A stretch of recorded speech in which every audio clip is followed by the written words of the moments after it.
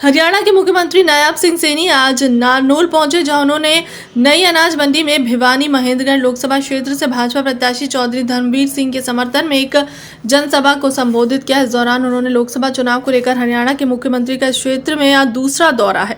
आज मुख्यमंत्री नारनौल के अनाज मंडी में भिवानी महेंद्रगढ़ लोकसभा क्षेत्र से भाजपा प्रत्याशी चौधरी धर्मवीर सिंह के समर्थन में एक चुनावी जनसभा को संबोधित करने पहुंचे। इससे पहले मुख्यमंत्री नांगल चौधरी में भी एक जनसभा को संबोधित कर चुके मुख्यमंत्री ने इस मौके पर प्रदेशवासियों को हनुमान जयंती की बधाई दी और कहा कि 25 मई को उस देश के भाग्य का फैसला करना है। देश विकास की नई ऊंचाइयों को और बढ़ा रहा है।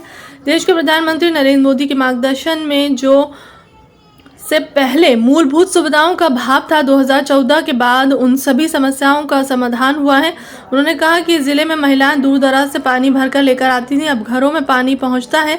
साथ ही मुख्यमंत्री ने चौधरी धर्मवीर सिंह को भारी मतों से जिताने को कहा। इस मौके पर केंद्रीय राज्य मंत्री राव इंद्रजीत सिंह ने कहा कि 2014 में भाजपा ने नरेंद्र मोदी को प्रधानमंत्री के रूप में देश की बागडोर सौंपी थी और रिकॉर्ड मतों से जीत हुई थी। उन्होंने कहा कि भाजपा हर चुनाव में अपनी सीटों की बढ़त बढ़ाती है।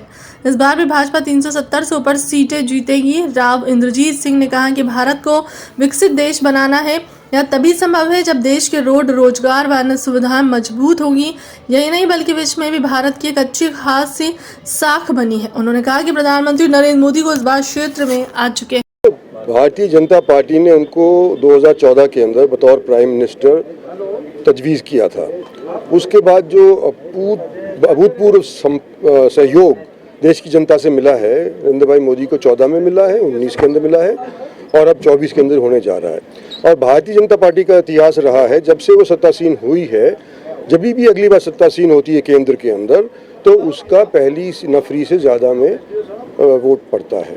तो पिछली बार पड़ा 282 या 83 था, उसके बाद 303 हुआ है और अब इस बार हम उम्मीद करते हैं कि 370 तक जाएगा। मुद्दे क्या है मेन बीजेपी के? मेन मुद्दा तो ये है कि भारत को हमने विकसित बनाना है। जब 100 साल हमारी आज़ादी के पूरे होंगे तो भारत को एक डेवलप्ड नेशन के तौर के ऊपर दुनिया आके, और वो जब भी संभव होगा जब हमारी रोड्स अच्छी होंगी, जब हमारे रेलवेज अच्छे होंगे, जब बच्चों को नौकरियां मिलेंगी, पारदर्शिता होगी नौकरियां देने के अंदर, सिफारिशबाजी से नौकरियां नहीं लगेंगी। ये सब चीज़ अगर जोड़ी जाएं तो 10 साल के अंदर जो तरक्की करी गई है, इससे न केवल देश के अनेक हिस्सों के अंदर बल्कि विश्व के अंदर भी भारत की साख अच्छी खासी बढ़ी है। और मैं हरियाणा सरकार की आज बात नहीं कर रहा क्योंकि हरियाणा का इलेक्शन नहीं है, लेकिन जहाँ तक केंद्र सरकार का मामला है, ये एक अकेला ऐसा क्षेत्र है जहाँ पर प्रधानमंत्री 2 बार 1 महीने के अंदर अंदर आए हैं।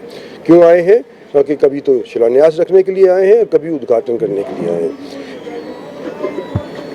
द्वारका एक्सप्रेसवे गुड़गांव के अंदर गए, एम्स रेवाड़ी के अंदर आए। आज के दिन हमारा डेडिकेटेड रेल फ्रेट कॉरिडोर जो हमने तजवीज़ किया था 10 साल से पहले, उसके ऊपर पूरे 4 चांद अगर लगाए हैं तो हमारी भारत सरकार ने मौजूदा तौर के ऊपर लगाए, तो इसका भी फ़ायदा इस क्षेत्र को मिलने लग रहा है।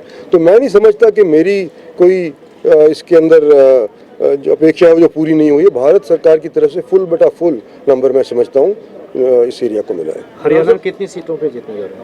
वो तो पब्लिक के ऊपर है भैया, पर हम उम्मीद करते हैं कि सारी की सारी सीटों पर पब्लिक हमारा सहयोग करेगी। कांग्रेस की तरफ से कोई उम्मीदवार आया नहीं है, मैदान में अकेले चल रहे हैं, बहुत मजबूती से चल रहे हैं। सब क्या लग रहा है किससे मुकाबला मानेंगे? हमारी तो मजबूती जब केंद्रीय कांग्रेस की तरफ से कोई कैंडिडेट तय कर दिया जाएगा तभी भी उतनी मजबूती रहेगी।